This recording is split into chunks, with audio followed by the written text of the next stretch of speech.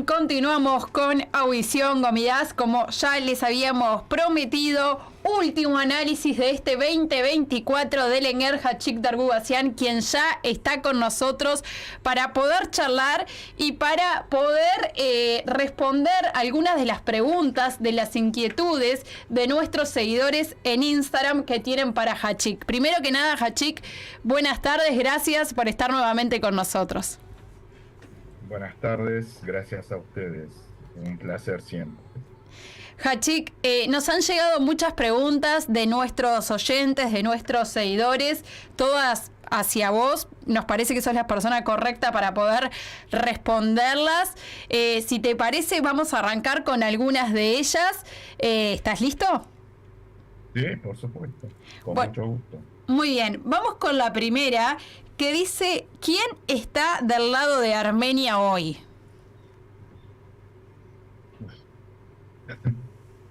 Eh, en las Difícil. relaciones internacionales, definir quién está al lado de quién depende mucho de cómo conjuegan los intereses y el grado de capacidad de relacionamiento o de formación de alianzas que tiene cada jugador, cada agente, cada país, cada estado, nómbrenlo como quieran.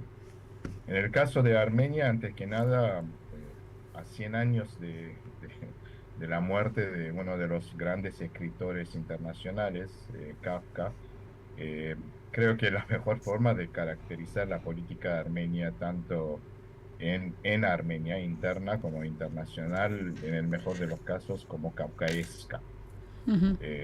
Eso quiere decir que si empezamos con un grado de mucha arrogancia, eh, mucha soberbia de parte de quienes llegaron al poder para decir que van a empezar todo de cero y llevaron todo al cero, lo cierto es esto. Pasaron a una incompetencia, dieron, digamos, prueba de una incompetencia total, sobre todo después de la derrota en la guerra de los 44 días. Ya pasaron 4 años de esto y va de derrota a derrota Armenia. No ha logrado avanzar en nada, absolutamente nada. El último siendo con la vergüenza de este año de haber regalado la COP29 a Azerbaiyán y si no fuera por la diáspora, la atención internacional sobre el régimen autoritario dictatorial de Azerbaiyán hubiera pasado de largo, porque Armenia literalmente regaló, digamos, ese show a Azerbaiyán. Entonces vuelvo, con quién Armenia hoy puede relacionarse? Primero, digamos, ¿cuál es el interés de Armenia para las relaciones internacionales? Y hoy en día, fundamentalmente, el interés se redujo a qué va a pasar con eh, la región de Syunik y esa famosa lucha por el llamado corredor de Zangezur, ¿no? Que Turquía y Azerbaiyán insisten y que está en el medio de la tensión de las grandes potencias en tiempos de mucha convulsión internacional.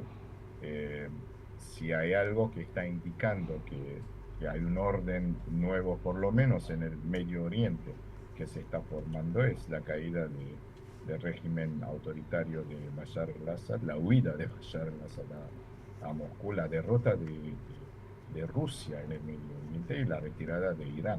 Las cosas están cambiando radicalmente en el Medio Oriente. ¿A qué va a llevar esto? Todavía nadie tiene la bola de cristal para decir, pero seguramente esto va a tener una repercusión eh, eh, eh, más que positiva, negativa, creo, sobre el sur del Cáucaso y sobre Armenia. Ahora, dentro de todo esto, ¿con quién se relacionó Armenia? Intentó dar un giro hacia Occidente, buscó tener, digamos, interlocutores de Occidente, logró de alguna parte, lo cual no está mal, ¿no? La presencia de observadores de la Unión Europea por todo lo que han dicho, digamos, desde la glorificación o la exageración de rol que tienen estos observadores de parte del gobierno, como de digamos, las teorías conspirativas de una oposición que realmente a veces es más ridícula que otra cosa, ¿no? Pero bueno, era un logro, ¿no? Tener a estos observadores ese giro hacia Occidente, pero claramente no entendió el mensaje que hace más de un año que están dando. Ujú. Occidente no puede comprometerse a defender la seguridad de Armenia y lo que más hoy interesa a Armenia, ¿no? Lo dijeron claramente.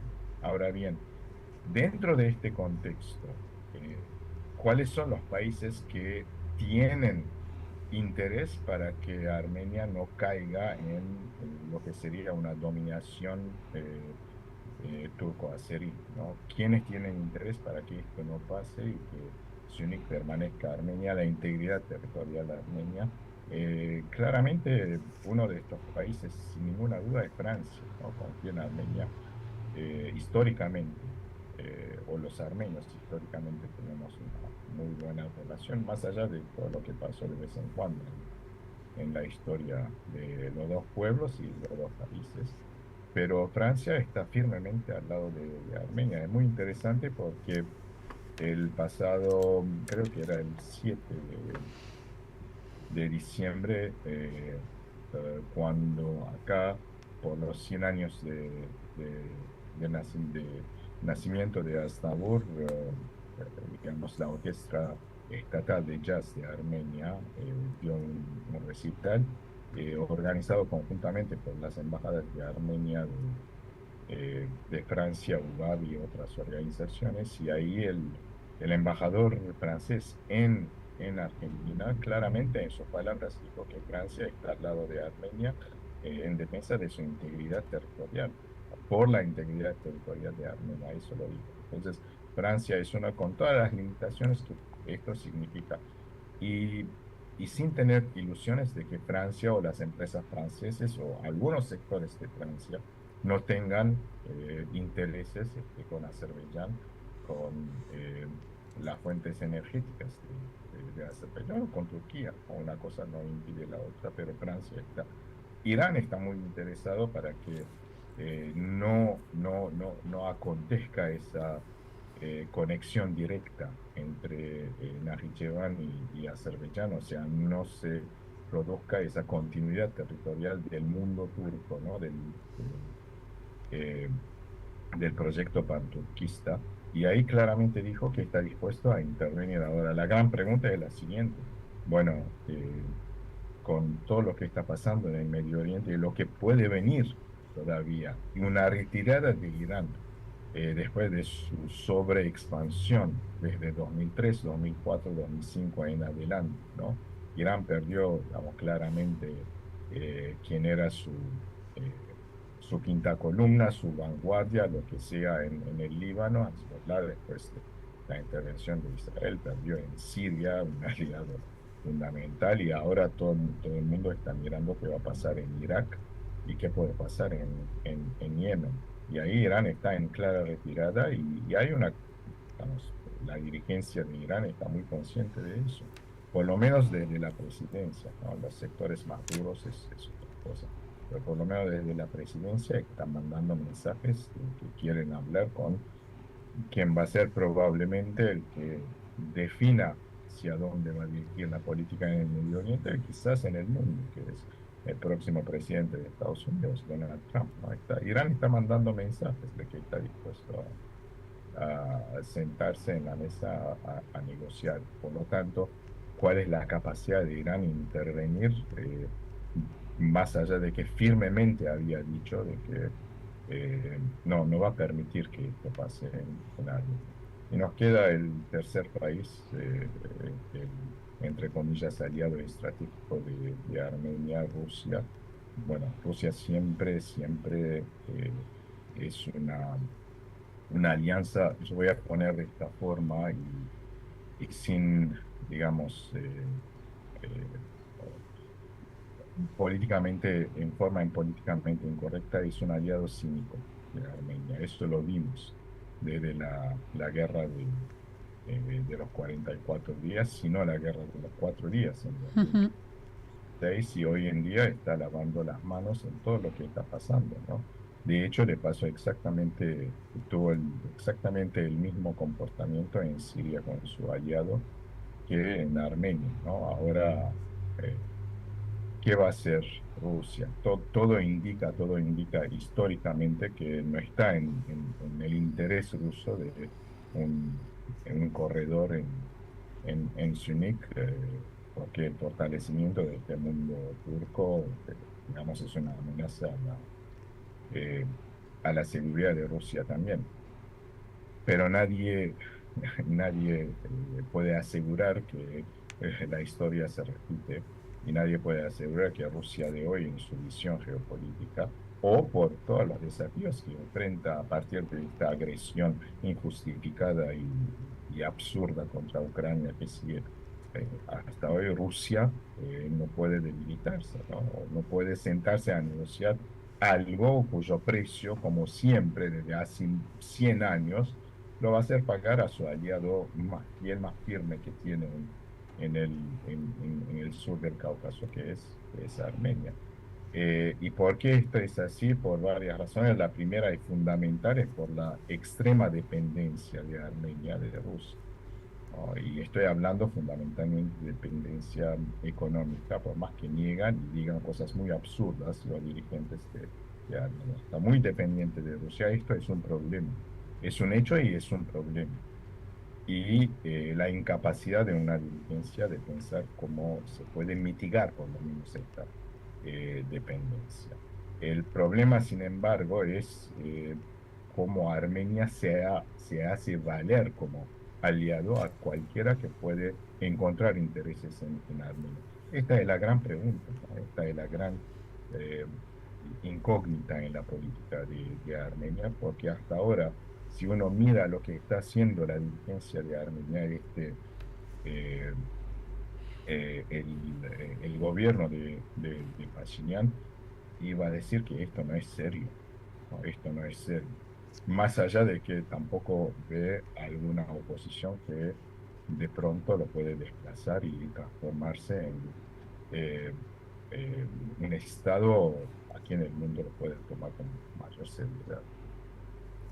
Muy bien, Hachik. Vamos con otra pregunta que creo que es la pregunta de todo el mundo, que es ¿hasta cuándo estará Pashinyan en el poder y si van a haber elecciones? Bueno, las elecciones constitucionalmente se prevén en el 2026. Lo que hemos visto en los últimos 2 o 3 meses, mientras por un lado Aliyev presiona, ¿no? Y cada vez hay una multiplicación de las demandas de todo lo que Armenia tiene que, digamos, regalar, en una forma cruelmente cínica, ¿no? La última demanda fue que Armenia coopere en el enjuiciamiento de la dirigencia de Artsaj que está presa en Bakú, ¿no? Presos políticos. O sea, que Armenia coopere en buscar estos dirigentes de Artsaj. Bueno, la respuesta de Armenia, bueno, ni hablar de que niega la existencia de Armenia con ese proyecto de Azerbaiyán occidentales. La respuesta de Armenia es siempre insistir sobre esa cosa, ¿no? Que se llama la paz, un acuerdo de paz, lo que sea. Y a partir de eso, digamos, hacer especulaciones. ¿Por qué insisto en esto? Porque esta es una forma de que el gran esfuerzo de Pashinyan y el sector que está en el poder en Pashinyan, en muchos aspectos se va pareciendo a una dinastía, porque claramente ahí mandan él y su esposa, y un círculo rojo que está alrededor de él, ¿no? Con algunas figuras muy conocidas que después de dominar el aparato del Estado, bueno, lo están pasando bien, no mal, por lo menos, ¿no? Viajan, estoy hablando de esas cosas muy mezquinas. Eh, entonces, al no poder hacer nada en el frente externo, no demostrar ningún avance, nada en la política exterior, se ha abierto ese frente está abierto desde 2020, por lo menos después de la derrota en la guerra, un frente interno, ¿no? Todos los días hay un tema que eh, pone en los medios de comunicación y pueden ser cosas tan absurdas como, digamos, sacarse la barba o hablar de lo que cocina su esposa para divertir la atención de la opinión pública. Bueno, últimamente, en los últimos 2 o 3 meses, hay cambios muy importantes, ¿no? En su propio gabinete, ¿no? Por medio de SMS, y eso demuestra cuán degradada es la democracia en Armenia, ¿no? La democracia que se redujo simplemente al hecho de votar. Mediante SMS, pide la renuncia de sus ministros.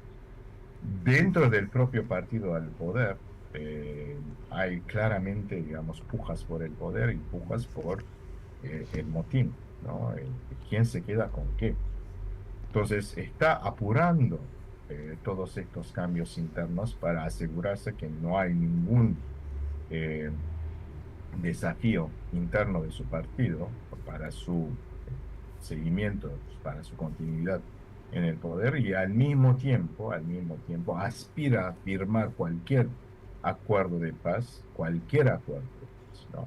Cediendo lo que pide ACP, preparando la opinión pública armenia, aceptar lo que Azerbaiyán está pidiendo, disimulando esto como una cuestión interna de Armenia, que no tiene nada que ver con Azerbaiyán. Por ejemplo, el cambio constitucional, que se va a venir. Entonces, todo esto indica que puede ser que adelante las elecciones. O sea, puede ser que el 2025 llame a elecciones extraordinarias después de asegurar que se va a permanecer en el poder y probablemente, digamos, haga desaparecer una oposición en la Asamblea Nacional para reemplazar esta oposición por lo que sería un fantoche de oposición, ¿no? Una oposición que está ahí, así como tuvo esa oposición entre 2018 y 2020, ¿no? Después de ese cambio de régimen que se llamó Revolución Terciopelo, hubo una oposición entre Edmond Marquian y como era el otro, Gagik Zarilian. No era oposición, es simplemente levantar la mano, votar a favor, porque nadie iba a ir en contra de él. Esta vez lo va a asegurar y por eso, digamos, su permanencia en el poder. Después de eso, ¿cómo va a arreglar el tema del desafío a la seguridad y la existencia de Armenia? Cuando digo la existencia de Armenia, no me refiero que Armenia va a desaparecer, pero últimamente estamos diciendo que va a quedar un, un, un pedazo de territorio sin importancia y totalmente sometido a Turquía y a Azerbaiyán.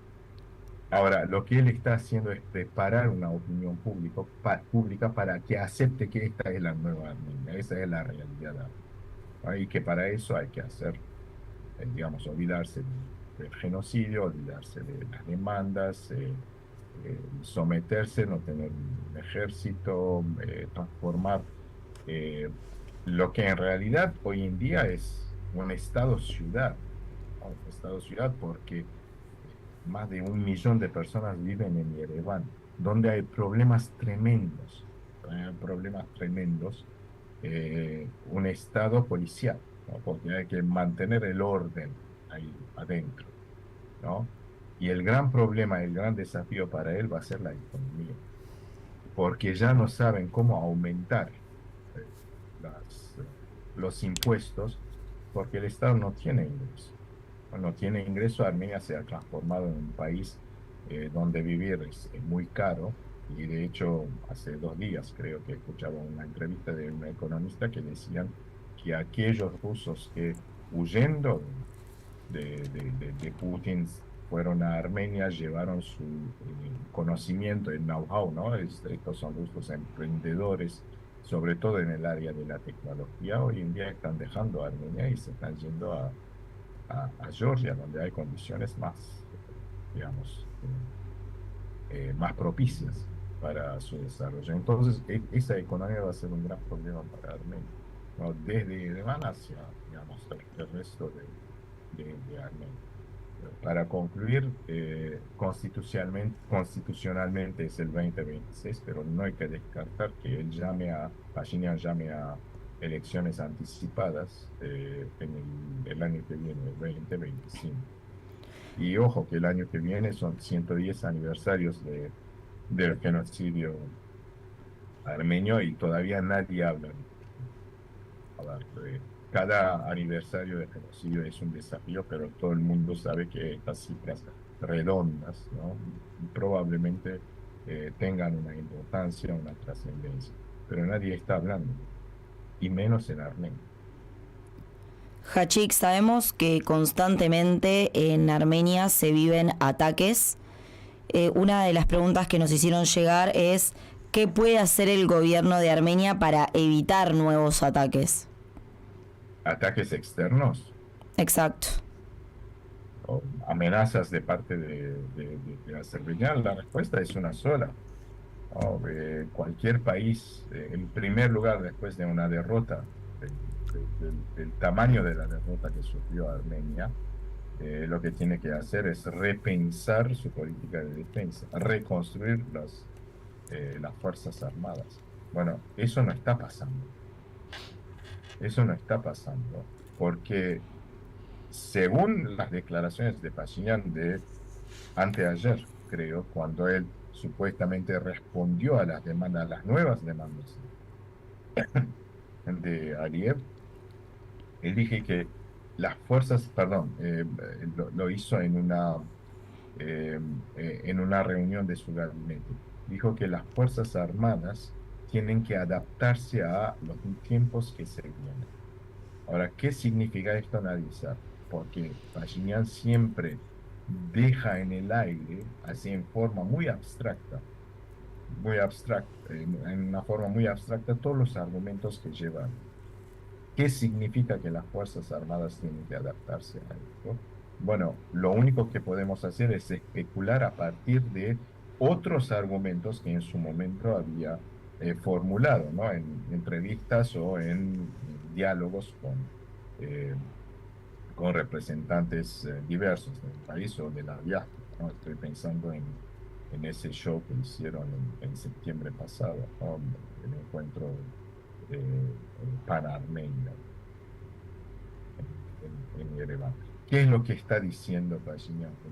Pashinyan está diciendo que en todos estos años nosotros fuimos agresores y que refutó la idea tanto de ser un pueblo, una nación víctima, lo cual somos, no es algo que, digamos, nos enorgullece, pero somos un pueblo que fue víctima de un genocidio. Y eso tiene que forjar nuestra conciencia. Y que la contracara de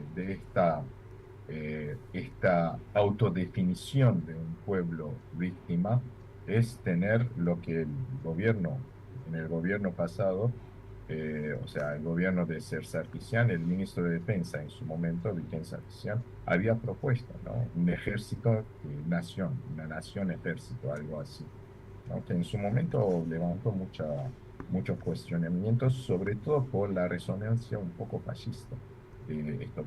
Pero tenía razón, o sea, más allá del discurso y digamos, la formulación semántica, si quieren, del proyecto, es un proyecto que muchos países tienen. No es el servicio militar obligado, no es esto. Lo que Viken Sarkisian en su momento pensaba es que Armenia, como un país rodeado de enemigos, no puede no tener en alerta toda la población para defenderse en cualquier momento. Bueno, Pashinyan va en contra de esta idea. Va en contra de esta idea y a mí no puedo volver 30 años atrás, un poco más también, cuando en su momento el partido de la independencia la, el movimiento panarmenio de Levón de Revolución, Ayos Amaskain Sharjum, en su momento encontró fórmulas así muy exóticas. Nuestra defensa está en nuestra indefensa, cosas así. que después no se materializaron, por supuesto, ¿no? Que Armenia supo construir sus fuerzas armadas y por mucho tiempo tuvo fuerzas armadas muy respetadas en la región. Me hace acordar esto porque todos nos olvidamos que Pashinyan, él mismo digamos, nació un poco del mundo. Eso tampoco hay que olvidarse, ¿no? A pesar de que los referentes de Lemón de Revolución hoy en día son enemigos acérrimos de Pashinyan. Bueno, Pashinyan no está a favor de una defensa y los argumentos que ponen, digamos, en adelante es que nadie nos vende armas o dicen que sí, ya compramos armas de Francia o compramos armas de India. Lo que llamamos intelectuales orgánicos, ¿no? Aquellos que se entienden fundamentalmente académicos, etcétera, estudiosos supuestamente, que provienen fundamentalmente de universidades estadounidenses, cuando analizan, digamos, el estado del ejército de la defensa, hacen más bien una propaganda de un giro de Armenia hacia la OTAN, cosa que no puede pasar, es irrealista, irrealista, no puede ser. Digamos, ya los mensajes claramente vinieron del Departamento de Estado de Washington. Olvídense, nosotros no podemos involucrarnos en el sur del Cáucaso, pero lo insisten, y hay gente que lo escucha, hay gente que lo escucha. Y últimamente, la última novedad, otra de estas cosas kafkaescas que Pashinyan lanzó, fue remodelar el servicio voluntario y tomar como ejemplo Ucrania. Ahora, yo no soy un experto militar para hacer un análisis comparativo del estado en que se encuentra hoy en día lo que es el servicio voluntario, ¿no?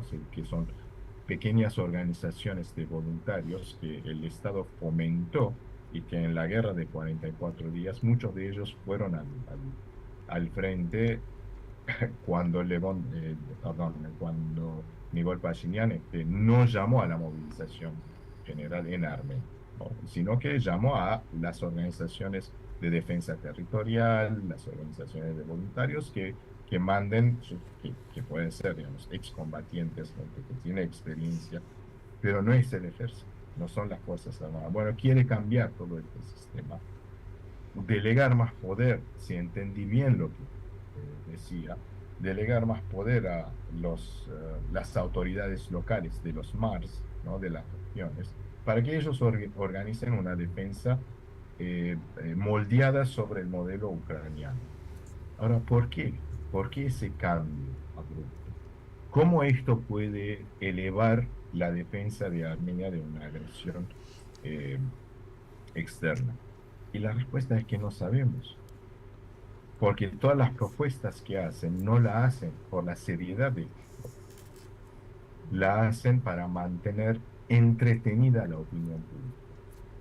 ¿No? Entretenida la opinión pública. Y sabemos que si los rusos están en Armenia, hasta ahora demostraron una cosa, que no van a intervenir. Que no van a intervenir. Es ahí donde yo, digamos, insisto que tenemos un aliado cínico. Que es una realidad geopolítica, eso no lo niego, pero tenemos un aliado cínico. Ahora, ¿quién va a defender a Armenia? Bueno, si Armenia no se defiende, no hay nadie que pueda defenderla. Hachik, y por último, para terminar, a tu entender, ¿cómo viene trabajando la diáspora? ¿Cómo es el trabajo de toda la diáspora? ¿Buena, mala? ¿Podría dar más? ¿Cómo lo evalúas? Miren, si después de ese regalo, ¿no? Del COP29 a Azerbaiyán que hizo el gobierno de Pashinyan, la única iniciativa que vino a movilizar la opinión pública internacional y con todas sus restricciones, ¿no?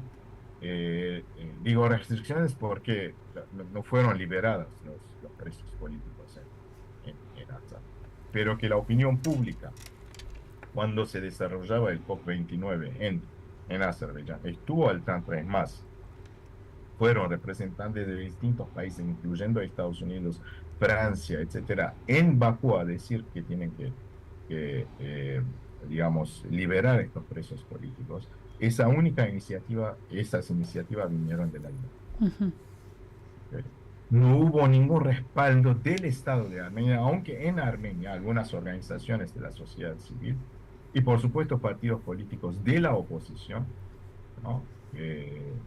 Digamos, se adhirieron a esta campaña. Bueno, la diáspora lo hizo, eh, logró algo concreto en el sentido de la liberación, no, pero mantuvo el tema en la agenda internacional. Mantuvo el tema de Artsakh en la agenda internacional. Entonces, eso es lo que la diáspora tiene que hacer, más allá de lo que piensa el gobierno. Ahora bien, si en algún momento logramos ser una nación, un pueblo políticamente desarrollado, ¿no? O por lo menos salir del subdesarrollo político, entendamos lo que significa la complementariedad entre diáspora y Armenia, cosa que hasta ahora no lo entendimos, más allá de la retórica vacía. Si en algún momento lo entendemos, podemos quizás darnos cuenta cuán se potenciarían todas estas iniciativas desde la diáspora a favor de Artsakh y a favor de Armenia en cualquier momento. Bueno, eso es lo que no lo vemos. Eso es lo que no lo vemos porque el proyecto nacional de quienes están en el poder en Armenia es un proyecto nacional que va en contra de todo lo que la diáspora, todas tendencias, digamos, confundidas, ¿no? Perdón, todas tendencias incluidas. Digo, fundamentalmente va en contra de quienes estamos más cercanos al Tajikistán. Sabemos que el Tajikistán no es el modelo de país o el modelo de pueblo o modelo de futuro armenio. Pero también los otros, los demás, las demás fuerzas políticas. Nadie puede entender qué significa una Armenia real con esa maqueta que presenta Pashinyan y no puede entender qué significa, digamos, olvidarnos del genocidio, por ejemplo. Ahora bien, si la diáspora tiene ese potencial de movilizar, ese potencial eh, eh, no está organizado en la forma, ha sido organizado. Y la última prueba que dimos, no estoy hablando de la guerra de los 44 días, ¿no? En plena, que también se movilizó la diáspora. Pero la gran prueba que dimos de esa movilización fenomenal fue el centenario del genocidio. Fue el centenario del genocidio y lamentablemente fue el centenario del genocidio cuyo antecedente fueron los protocolos y el no que salió de la diáspora a los protocolos. Pero el centenario fue una prueba de que cómo se pueden complementar el Estado de Armenia y la diáspora para tener por lo menos por primera vez en la historia de Armenia una declaración realmente panarmenia, ¿no? La declaración de Sendai. Más allá de que después se olvidó y todo esto no se transformó ni en un proyecto político y tampoco se aseguró una representación de la diáspora, de las comunidades de la diáspora en el sistema estatal armenio. Me refiero fundamentalmente al poder legislativo, donde con voz y voto pueden participar por lo menos a las decisiones panarmenias, ¿no? Las decisiones que afectan nuestro futuro y donde podemos discutir un consenso de qué es lo que vemos como el futuro de Armenia y los armenios alrededor. Bueno, eso no se dio porque en Armenia no hay voluntad política. No hay voluntad política en todas las clases políticas armenias. No se dan cuenta de eso todavía. Y porque lamentablemente en la diáspora no tenemos una dirigencia que se dé cuenta de la necesidad de mayor organización de la diáspora, de tener una agenda de la diáspora, independientemente de cómo se pelea en Armenia por el poder o lo que dice Pashinyan o lo que dice su esposa. Muy bien, Hachik, te agradecemos muchísimo, te saludamos, te deseamos una feliz Navidad, un feliz año nuevo y nos volvemos a ver en el 2025, ojalá con un análisis mucho más positivo y con mucha más esperanza para Armenia y para Artsaj. Beso muy grande y gracias por acompañarnos este año. No, gracias, ha sido un placer y obviamente nos volvemos a ver y por supuesto con todo lo que estamos diciendo, la esperanza siempre está, ¿no? Si no fuera por la esperanza, no existiera ni Midas ni existiera ese análisis, por más que sea un análisis por ahora no tan optimista, digamos, pero la esperanza existe y la esperanza no es optimismo, la esperanza es seguir trabajando. Muchísimas gracias, hasta el año que viene y felices fiestas. Igualmente.